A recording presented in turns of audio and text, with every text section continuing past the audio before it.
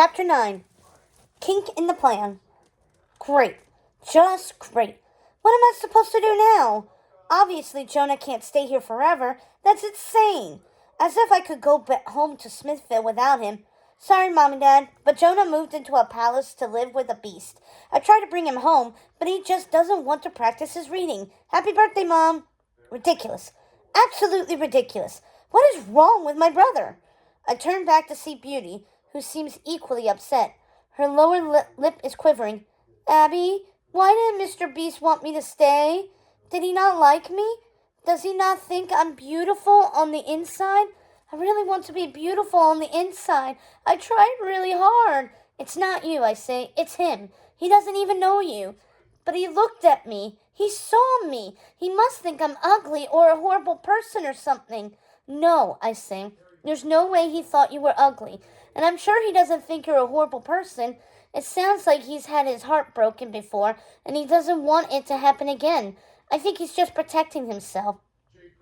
I walk up and down the drawbridge, trying to think. I need a plan, a really good plan, a good one. I need to change Mr. Beast's mind. What will change his mind? What can I do to get him to send Jonah home?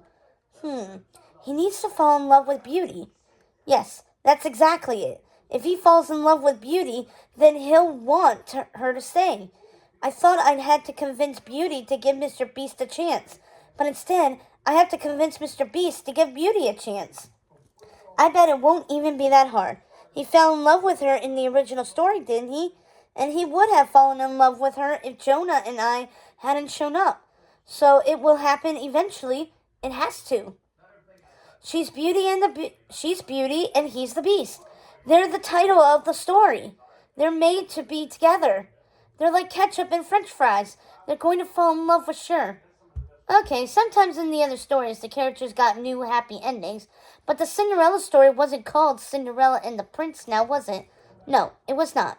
He's going to like you, I tell Beauty, I promise. But how? Beauty asks. He's locked us outside. Good point. A knock on the door again. Go away, Mr. Beast yells. Your brother is happy here.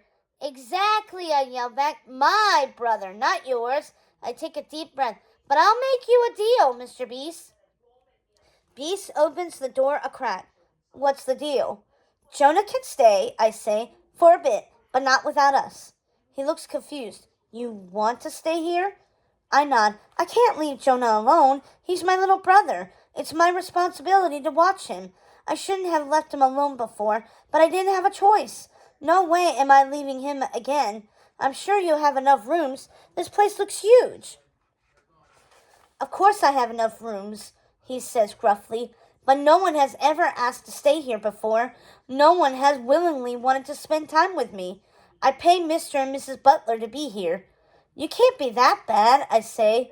I hear my brother shout, woohoo, from the other room. Jonah seems to be having a fun time, I add. Mr. Beast smiles, and I can see his fangs. He is having a fun time, but most people are scared of me. I straighten my shoulders. Well, I want to stay, and Beauty does too, and Prince. Mr. Beast bends down and motions to Prince. Hello, little dog. Do you want to play? Come play. Prince leaps onto Mr. Beast and licks his face. Mr. Beast laughs. It's actually a nice sounding laugh. Not scary at all. Then he turns around and goes back into the palace. He leaves the door open behind him. He won't even look at me, Beauty whispers. Maybe I should leave. No, I say. Please, Beauty, you need to get Mr. Beast to like you. Just be your awesome self. He hesitates. Okay, she says, and follows me inside. The foyer is all white marble. There are chandeliers everywhere, too. It's very castle-like. In front of me, I see the dining room that I spied earlier. To my right, I hear laughter. I follow the sound until I spot Jonah and Mr. Beast playing a card game. Mr. Beast is sitting on a brown couch, and Jonah is sitting on a small chair opposite him. Jonah waves. You have to play this, Abby. It's so much fun. It's called Trump. Whoever has the highest card wins. Mr. B taught it to me. Great, I say, and step inside. Now how am I going to get Mr. Beast and Beauty to fall in love? I think back to the original story. How did they fall in love? Technically, Beauty only fell in love with him when she thought he was dying. But let's forget that part. They spent a lot of time together, which means they got to know each other. Okay, we could do that?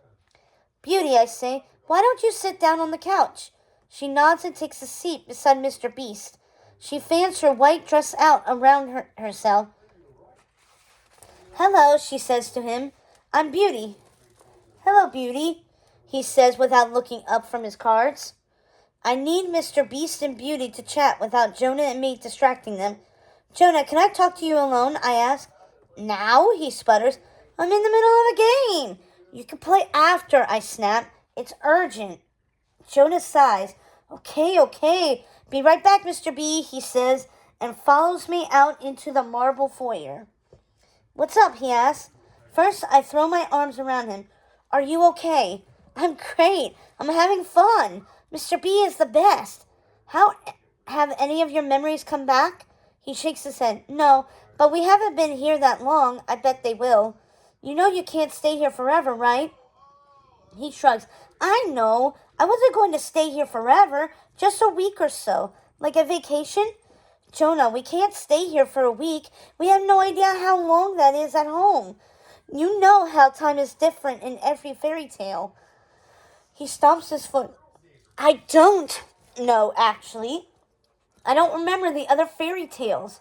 I wish I did, but I don't. This is all I know, and I don't want to go home yet. It's not a big deal. Jonah, it is a big deal. Now Mr. Beast doesn't want Beauty to stay. You messed up the story. He twists his lower lip. I did? But how? By being so much fun to hang out with. His makes a quizzical face. Huh? You were so much fun that Mr. Beast doesn't want you to go. He wants you to be his little brother, I say. My voice sounds a bit bitter. Jonah is my little brother. Mine. My head hurts, and I rub my temples with my fingers. Oops, Jonah says. It's not my fault I'm so much fun to be around, and it's not my fault you kept knocking on the mirror night after night. I did that because going into fairy tales is fun, and because I wanted your memories to come back. Not because I wanted you to move in with Mr. Beast and mess up the story. But you said we mess the stories up all the time, right? Can't we just fix it?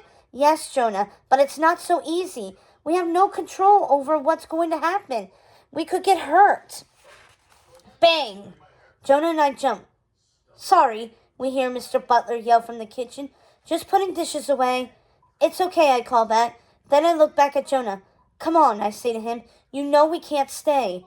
All right, he says with a sigh, putting his hands in his pockets. What should we do then? We have to get Beauty and Mr. Beast to fall in love. That's why I wanted them to be alone. Peek inside and see if they're in love yet, will ya? Jonah peeks inside. I don't think they're in love yet, he says. How can you tell? Look for yourself. I look in. Mr. Beast and Beauty are sitting on opposite ends of the couch. They are not talking at all. She is looking at the window, and he is looking in the opposite direction at a potted plant. Clearly they need more help falling in love. Lots of help.